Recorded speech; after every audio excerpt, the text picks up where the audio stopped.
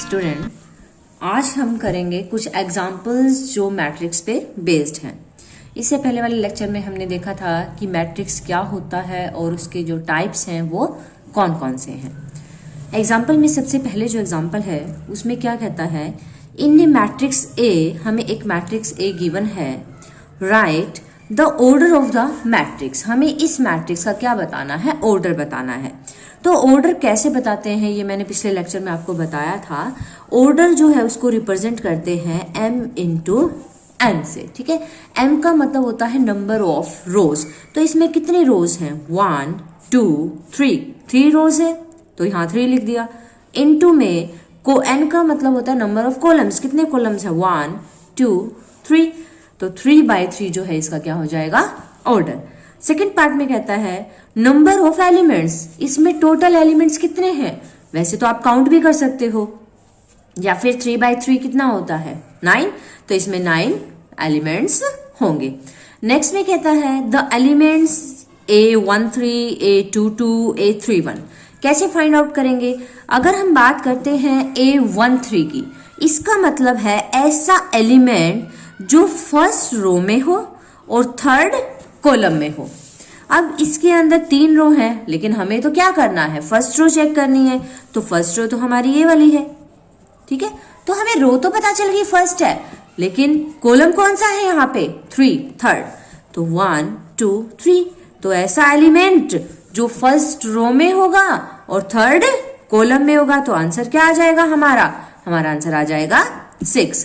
Second है A22, ऐसा element जो सेकंड रो और सेकंड कॉलम में हो। तो सेकंड रो हमारी ये है, सेकंड रो के अंदर कॉलम कौन सा होना चाहिए 1 2, सेकंड होना चाहिए।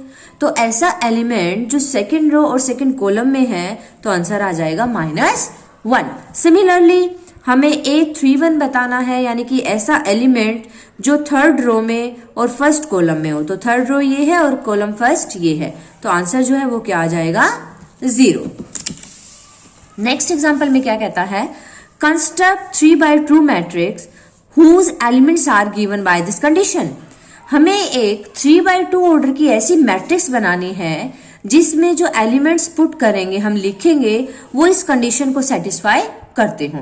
तो सबसे पहले आप ये देखो कि हमें जो मैट्रिक्स बनानी है उसका ऑर्डर क्या है 3/2। 3/2 का मतलब क्या है, ऐसा मैट्रिक्स जिसमें 3 रो हो और 2 क्या हो, कॉलम। तो लेट कर लो वो इस टाइप का ही होगा हमारा मैट्रिक्स, जिसके अंदर कितने रो होंगी 1 2 3, 3 रो होंगी, और कॉलम कितने होने चाहिए 2 1 2, यानी कि A11 A12 A21 A22 A31 A32। अब मुझे क्या करना, मुझे ये सारे के सारे एलिमेंट्स पता करने हैं। अगर मुझे ये सारे के सारे एलिमेंट्स पता चल जाए कि वो क्या होंगे, तो वही हमारा आंसर होगा। तो एलिमेंट्स कैसे निकालेंगे, वो इस कंडीशन से निकालेंगे। सबसे पहला एलिमेंट है यहाँ पे A11, तो A11 की वैल्यू निकालने के लिए I और J की जगह, दोनों की जगह यहाँ 1 1 पुट कर दो। I की जगह भी 1 और J की जगह भी 1, तो यहाँ I की वैल्यू 1 है, J की वैल्यू भी 1 है, यानी कि 1 + 1/2 2/2, इसकी वैल्यू हमें क्या पता चल गई 1।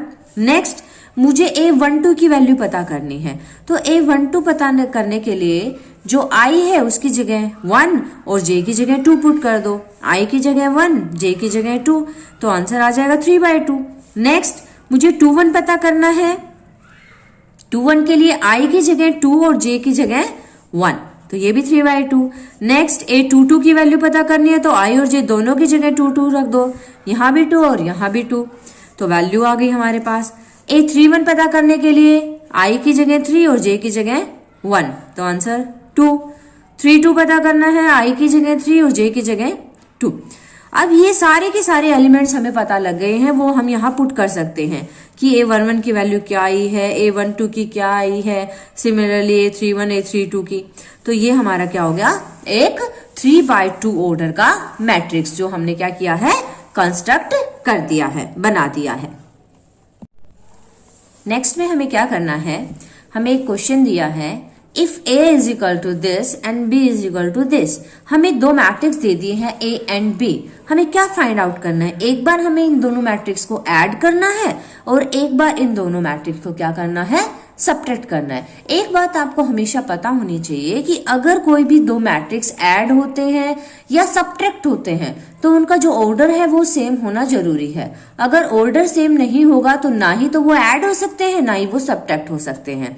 अब मैं इसकी बात करूं तो इसका ऑर्डर क्या है, 3 रो है 2 कॉलम है, तो इसका ऑर्डर 3/2। सिमिलरली इसका भी ऑर्डर 3/2। हमें क्या करना है, इन दोनों को ऐड करना है।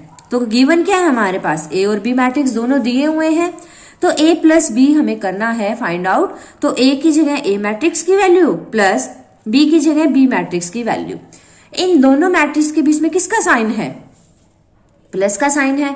तो अगर किन्हीं भी दो मैट्रिक्स को हमें ऐड करना है तो इसके जो कॉरस्पॉन्डिंग एलिमेंट्स हैं वो ऐड हो जाएंगे। मीन्स -1 और 0 ऐड हो जाएगा, 0 और 4 ऐड हो जाएगा, 3 + 6, 1 + 5, 2 + -3, 4 + 1। यानी कि कंपेयर करेंगे तो कॉरस्पॉन्डिंग एलिमेंट जो है वो आपस में ऐड हो जाएंगे, ये इसके साथ, ये इसके साथ, ये इसके साथ, सिमिलरली। ओके, अब इन्हें सोल्व कर लो। -1 और 0, -1, 0 + 4, 4, 6 + 3, 9, 6, -1 एंड 5। इसी तरह से हमें क्या करना है, इन दोनों मैट्रिक्स को सब्ट्रैक्ट भी करके दिखाना है, यानी कि a - b। तो a की जगह a की वैल्यू रखी, b की जगह b की, लेकिन चेंज क्या हो गया, इन दोनों के बीच में माइनस का साइन आ गया।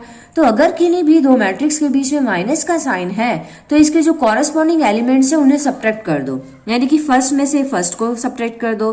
तो -1 माइनस में 0, सेकंड में से सेकंड को सब्ट्रैक्ट कर दो, 0 - 4, 3 - 6, 1 - 5, 2 माइनस में -3, 4 माइनस में 1। अब इसे सोल्व कर लो, -1 और -0 -1, ये बन जाएगा -4 -3 -4, माइनस और माइनस प्लस होते हैं तो ये 5 बन जाएगा। सिमिलरली यहाँ पे क्या आ जाएगा, 3। तो हमने क्या किया, इन दोनों ही मैट्रिक्स को सब्ट्रैक्ट भी कर दिया। तो ऐड करें या सब्ट्रैक्ट करें, क्या ध्यान आपको रखना है, दोनों का ऑर्डर सेम होना चाहिए, और ऐड या सब्ट्रैक्ट करते हैं तो जो कॉरस्पॉन्डिंग एलिमेंट्स हैं वो ही ऐड होंगे और सब्ट्रैक्ट भी होंगे। नेक्स्ट एग्जांपल में क्या कहते हैं, हमें दो मैट्रिक्स गिवन है a एंड b। हमें क्या फाइंड आउट करना है, हमें फाइंड आउट करना है 3a - 2b की वैल्यू। तो 3a - 2b हमें फाइंड आउट करना है, तो 3 को तो एज इट इज लिखा, a की जगह a मैट्रिक्स लिख दिया, -2 एज इट इज, b की जगह b की वैल्यू पुट कर दी। अब इस पूरे मैट्रिक्स के बाहर 3 लिखा हुआ है, तो अगर हम 3 को मैट्रिक्स के अंदर लेके जाते हैं तो क्या होगा, 3 की सारे के सारे एलिमेंट से मल्टीप्लाई करनी पड़ेगी। जैसे 3 × 2 = 6, 3 × 3 = 9, 3 की 0 से 0, 3 की -1 से -3। सिमिलरली 2 को जब हम अंदर लेके जाएंगे तो हर एलिमेंट की 2 से मल्टीप्लाई, 2 × 4 = 8, 2 × 0 = 0, 2 की -2 से -4, 2 × 5 = 10। अब आगे ये वही क्वेश्चन बन गया, दोनों मैट्रिक्स के बीच में माइनस का साइन है तो इसके जो कॉरस्पॉन्डिंग एलिमेंट्स है वो सब्ट्रैक्ट हो जाएंगे।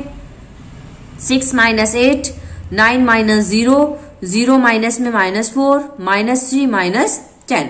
इसको सोल्व करेंगे तो ये -2 बनता है, ये 9 और ये माइनस और माइनस प्लस हो जाएगा तो 4, और ये सोल्व करेंगे तो -13। तो ये आ जाएगा हमारा आंसर। नेक्स्ट एग्जाम्पल में क्या कहता है, हमारे पास दो मैट्रिक्स हैं A एंड B गिवन है, फाइंड द मैट्रिक्स C। एक मैट्रिक्स C निकालो, एक कंडीशन हमें दे दी है such that A + B + C, इन तीनों का जो सम होगा वो एक जीरो मैट्रिक्स होगा। अब मैंने अभी आपको बताया था कि अगर किन्हीं भी मैट्रिक्स को ऐड करते हैं या सब्ट्रैक्ट करते हैं तो उनका ऑर्डर सेम होना जरूरी है। इसका ऑर्डर 2/2 का है, 2 रो है 2 कॉलम है, इसका भी ऑर्डर 2/2 का है, तो जो C मैट्रिक्स हमें निकालना है उसका ऑर्डर भी तो 2/2 होना चाहिए। तो हम C मैट्रिक्स को लेट कर लेते हैं कि वो मैट्रिक्स इस टाइप का होगा जिसमें 2 रो होंगी और 2 कॉलम, यानी कि C11, C12, C21 and C22। हमें एक कंडीशन दे दी है according to question A + B + C किसके इक्विवेलेंट है, जीरो मैट्रिक्स के। तो A की जगह A की वैल्यू रखी, B की जगह B की, और C को हमने लेट किया तो वो वैल्यू पुट की, is equal to zero matrix. Definition में मैंने आपको बताया था जीरो मैट्रिक्स क्या होता है, जिसके सारे के सारे एलिमेंट जीरो होंगे, तो इस जीरो की जगह हमने जीरो मैट्रिक्स यहाँ पे लिख दिया। इसका भी ऑर्डर क्या होगा 2/2। तीन मैट्रिक्स हैं, तीनों को ऐड करना है तो कॉरस्पॉन्डिंग एलिमेंट्स ऐड हो जाएंगे, इसका फर्स्ट और इसका फर्स्ट। तो 2 और 6 कितने होते हैं 8, साथ में प्लस में C11। 2 और 2 4 प्लस में C12, -3 और प्लस का 1 -2 और साथ में C21। इसको ऐड करेंगे तो 3 और 1 4 और C22। ये किसके इक्विवेलेंट है, जीरो मैट्रिक्स के इक्विवेलेंट है। तो कॉरस्पॉन्डिंग एलिमेंट्स जो है उसको इक्वल रखो। इस वाले एलिमेंट्स को 0 के इक्वल रखा तो यहां से C11 की वैल्यू क्या आएगी 8, इधर आएगा तो माइनस का 8। सेकेंड वाले को 0 के इक्वल रखेंगे तो C12 की वैल्यू आ जाएगी। थर्ड वाले को 0 रखा तो C21 की वैल्यू, इसको 0 के इक्वल रखा तो C22 की वैल्यू। सारी वैल्यू हमें पुट मिल गई है, अब यहाँ पुट कर देंगे तो वो हो जाएगा हमारा मैट्रिक्स C, जो हमें क्या करना था, फाइंड आउट करना था। ओके।